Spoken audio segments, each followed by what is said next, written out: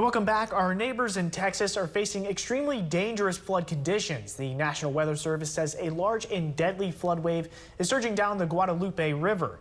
That's the same area that was devastated by flooding that killed more than 130 people a year ago. 25 of those were young girls at Camp Mystic. Governor Greg Abbott says at least one person has died due to the flooding. I have learned that there has been one loss of life now, and that happened overnight. I am informed that the loss of life is not a camper. Up to 20 inches of rain have soaked the land in some areas, leading to dozens of water rescues. The region is under a flash flood emergency, the highest level of flood warning. And Cajun Navy 2016 boat owners responded to the catastrophic flooding in Texas. The group sent a team to Central Texas today, where dozens of people have been rescued and others are still trapped in homes.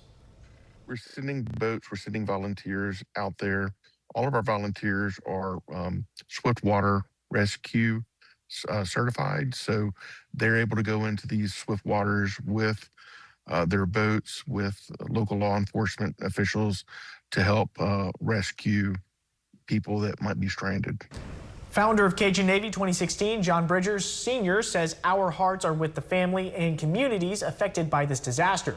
When people are facing their darkest moments, our mission is simple: show up, help where we're needed, and stand alongside first responders and local officials until the job is done.